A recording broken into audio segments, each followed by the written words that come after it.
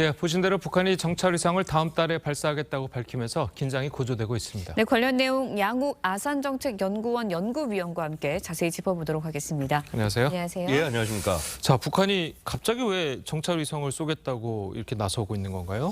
갑자기는 아닙니다. 예. 갑자기는 아니고요. 이미 이제 2021년 8차 당대회 얘기를 하면서 예. 그때 이제 주요한 전략 무기 과제 중에 하나가 정찰 위성의 발사였습니다.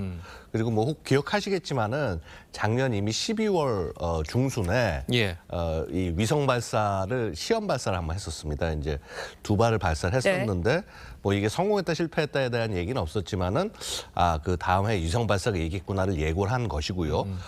또 기억하시겠지만 올해 4월과 또 5월 중순에 다 김정은이 이 북한의 우주 개발국을 방문을 해서 이 위성들의 상태들을 점검을 했습니다. 예. 또 그리고 사실은요, 이미 이 미사일 발사 시기가 좀 지났습니다. 무슨 말씀인가 하니 이미 올 초에 5월 중에 그러니까 4월 중에 발사를 하겠다, 뭐 5월 중에 발사하겠다 이런 얘기가 있었는데 그랬죠. 예. 시기가 지나버린 거죠.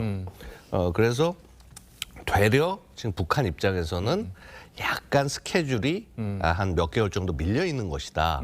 되려 이렇게 말씀드릴 수가 있겠습니다. 그래도 우리 입장에서 보면은 지금 누리호를 발사한 지 며칠 지나지 않았습니까? 이 예. 며칠 지나지 않은 시점에 갑자기 자기들도 정찰 위성을 쏘겠다고 하니까 이거 뭐 갑자기 왜 이러나 싶기도 하거든요. 사실은 좀 예상한 것보다 되려 빨라진 것이죠. 왜냐하면 이제 이게 북한이 마지막에 이제 위성 최종적으로 조립된 것을 공개를 한 것이 5월 중순이었습니다. 그렇다면은요, 이제 이 나와 있는 예. 위성들을 로켓과 결합하는 과정이 필요하지 그렇죠. 않습니까? 예, 예. 그러면 이제 그게 보통 이제 2주에서 3주 걸립니다. 그다음에 이제 이 로켓을 또 이송을 해서 이제 서해 위성 발사장에서 발사를 할 텐데 그러니까 지난달 아직 5월이죠, 그렇죠? 5월 네. 한 중순 이때부터, 그러니까 5월 초부터 이 서해 위성 발사장들에 보면 엄청나게 많은 공사들이 일어나고 있습니다. 결국은 한 달 정도 이상 정도 걸리겠구나. 그래서 이제 보통 본 것이 한 6월 중순 이후 혹은 뭐 심지어는 이제 정치 일정을 고려해서 7월 정도에 발사하지 않을까 이런 이제 예상들도 있었는데 되려 북한 입장에서 보면은 최대한 빨리 발사하도록 한 거죠. 그러니까 우리의 누리호 발사 성공 자체가 북한에게 굉장한 압박이 되었을 가능성은 있다. 이렇게 말씀드릴 수 있겠습니다. 예. 네, 발사가 예상보다 빨라졌다고 이야기를 해주셨는데 북한이 이제 일본 정부에 밝힌 로켓 낙하 예상 지점에 비춰보면은 과거보다 발사체 성능이 어느 정도 좋아졌다고 볼 수 있는 건가요? 그렇습니다. 이제 뭐냐면요, 그걸 어떻게 볼 수 있냐면은 북한이 경고 지역이라고 표시한 것이 이제 불리한 추진체들이 떨어지는 그렇죠. 곳을 얘기를 하는 겁니다. 예. 그래서 이제 이 기준을 어떻게 보냐면 2016년에 광명성 4호가 이제 발사됐었습니다.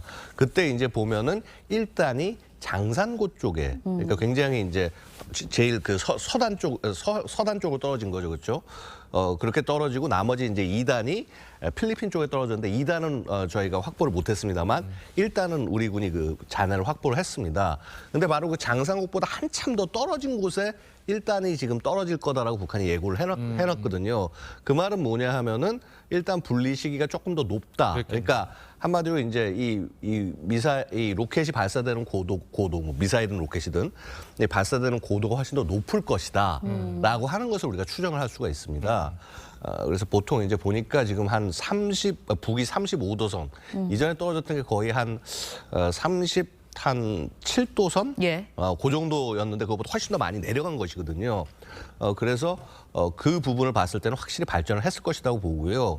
근데 하지만 이게 북한이 발사하려는 위성 자체가 결국은 광학 위성, 그러니까 이제 정찰 위성 중에서 카메라를 장착하는 위성인데 북한이 얘를 제대로 쓰려고 한다면요, 결국 이제 뭐라 그럴까, 저 궤도로 가장 낮은 궤도로 올려야 될 것이고, 뭐 그래봐야 뭐 한 500km에서 2,000km 사이, 아마 최대한 500km 가까운 고도에 올리려고 할 것으로 보입니다만은, 자, 그래서 그런 한계들이 분명히 존재할 것이다. 뭐 하여튼 분명히 이것은 2016년에 실패했던 광명성 4호보다는 훨씬 더 진보한 형태의 위성이 되어야 한다. 이렇게 말씀드릴 수 있겠습니다. 그러니까 그 당시에 이제 2016년에 그 위성이 그 로켓은 궤도까지 올라가긴 했는데 위성이 예. 좀 불량 아니었습니까? 맞습니다. 그러니까 이렇게 분리를 하고 나서 궤도에 올라간 다음에 예. 안정이 돼야 되는데 안정이 되지 못하고 통제권을 잃었다라고 이제 그러니까요. 많은 네. 국가들이 평가를 했습니다.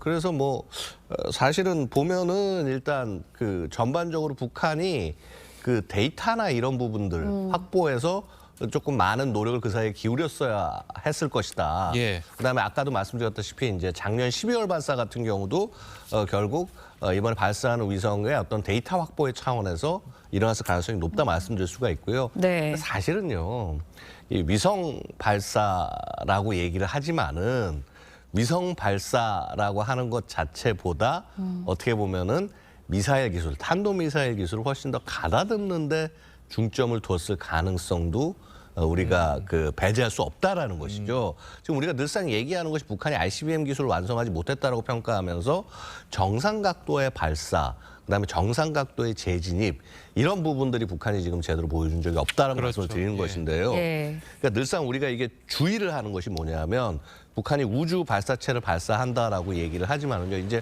이거야말로 사실 ICBM의 정상 각도와 비슷한 발사가 가능합니다. 물론 발사하는 방향 자체가 미국 쪽을 향하는 것이 아니라 되려 이제 그런 오해를 피하기 위해서 남쪽으로 쏘는 거죠. 예. 필리핀 방향으로 해서 쏘는 네. 거죠. 그렇게 해서 이제 쏘고 나면은 그 나머지 이제 잔해들 같은 것들이 그 소위 이제 우리가 그 뭐라 그럴까 그 뭐냐 스페이스크래프트 예. 뮤지엄, 그래서 이제 그 소위 위성 이 우주 발사체 무덤이라고 할 수 있는 남태평양 지역에 이제 떨어지게 돼 있어요. 그래서 북한이 이러한 경로를 활용을 해서 ICBM, 그러니까 위성 발사도 발사지만 사실상 ICBM 기술을 실증하고 과시하는 데 중점을 둘 가능성도 전혀 배제할 수가 없습니다. 네. 그렇기 때문에 이제 국제사회가 굉장히 우려를 하고 있는 것이고요. 네, 우리 정부는 일단은 긴급 NSC 상임위원회를 열고 불법 발사 때 응분의 대가를 감수해야 한다라고 경고까지 했거든요. 우리가 할 수 있는 대응 어떤 건가요?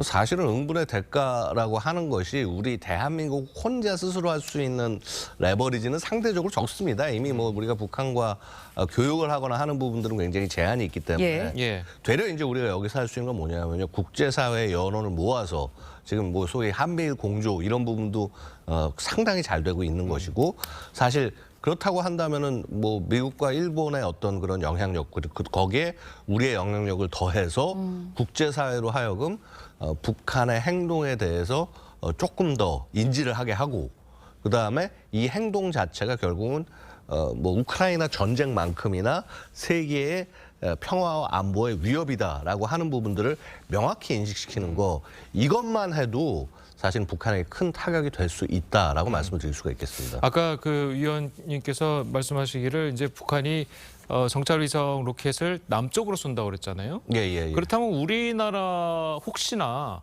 뭐 1단 로켓이나 뭐 이런 것들이 뭐 불량이나 뭐 잘못됐을 경우에 우리나라 영해나 아니면 우리나라 영토에 떨어질 가능성은 아예 없습니까? 아니면 조금이라도 있습니까? 아예 없다라고 얘기하기는 힘듭니다만은 기본적으로 지금 북한이 발사 각도를 잡아놓은 것도 네. 우리의 영해나 혹은 영토에 떨어지지 않는 각도를 잡아서 발사했습니다. 그래서 네. 뭐 발사 시에 각도가 잘못돼가지고 해서 우리 영해나 혹은 영토 상을 지날 수도 있는 것이고요. 그렇죠. 그렇게 돼서 만약에 문제가 됐을 경우는 우리가 갖고 있는 최대한의 무기 체계들을 통해서 이를 요격을 해야겠죠. 뭐 해당하는 준비는 우리 군 분명히 하고 있다, 이렇게 말씀드릴 수가 있겠습니다. 알겠습니다. 네, 일본 정부도 북한 발사체가 이제 일본 해상에 낙하할 경우에는 파괴를 하겠다 명령까지 내렸거든요. 이렇게 격하게 반응을 하는 이유는 뭘까요? 당연히 지금 뭐 우리도 반응이 되게 지금 좋지 않은 반응입니다만, 예. 여태까지 생각을 해보십시오. 북한이 이 국제 규범과 관련된 건 아무것도 지키지 않았고요. 그렇게 미사일 발사하면서 뭐 예를 들어서 그 비행 금지 구역 같은 것들을 미리 알려준다거나 이런 거 하나도 하지 않았습니다. 예. 그러다 보니까 동해 지나가는 항공기들이 북한이 쏘는 미사일들을 비행기에서 직접 보는 일이 부지기수였고요. 자, 이런 나라가 갑자기 우리 우주 발사하니까 뭐 국제 규범과 이거에 따라 신고한다? 이걸 믿을 수가 있겠습니까? 당연히 그런 것이고요. 그다음에 저는 또 일본이 저렇게 반응하는 부분에 있어서 약간은 좀 뭐라고 네. 그럴까, 쇼인 부분도 있다라고 보는 것이요. 지금 이 궤도상은요, 북한이 발사를 여태까지 우주 발사체로 발사해온 궤도로 봤을 때는 일본을 지날 가능성이 거의 없습니다. 알겠습니다. 예. 자, 그리고 마지막으로 북한이 사실 어제 이번 달 31일에서 다음 달 11일 사이에 발사를 네. 하겠다고 국제 해사기구에 통보를 했잖아요. 그렇죠. 예. 자, 그런데 갑자기 오늘 또 이 리영철이가 나와가지고 6월 중으로 발사한다고 또 이야기를 했습니다. 자, 네. 이렇게 두 번 걸쳐서 이야기를 한 이유는 어디 있다고 보십니까? 뭐 일단 강조하는 측면이고요. 이제 5월 31일부터 이제 6월 6월 10일 10일 사이라고 얘기를 했습니다만은 사실 5월 30일이 물리적으로 발사가 불가능할 겁니다. 뭐 기상 문제도 그렇고 과연 지금 제대로 현장에 가서 이 로켓들이 지금 한참 이제 준비를 하고 있을 텐데요. 뭐 그렇다고 한다면은 천상 뭐 6월 중이 될 것이고요. 그래서 그걸 다시 한번 확인한 뭐 그런 수준에 불과하고 되려 이 메시지를 제가 볼 때는 느낀 부분은 뭐냐 하면은요. 리병철 메시지를 보면서 느낀 부분은 북한이 상당히 지금 불안하구나. 우리 뭐 최대 화력 경멸 훈련 같은 걸 실시하는 것들 그다음에 뭐 당장 지금 북한도 굉장히 강조를 하고 있지만 그 전략 원잠 그러니까 원자력 추진 잠수함이 이 SLBM을 실은 원자력 추진 잠수함이 기항한다는 거 이것에 북한이 상당히 부담을 갖고 있고 상당한 공포를 느끼고 있다. 저는 되려 북한의 메시지에서 그것을 읽었습니다. 알겠습니다. 예. 자, 오늘 위원님 말씀은 여기까지 듣겠습니다. 잘 들었습니다. 감사합니다. 고맙습니다.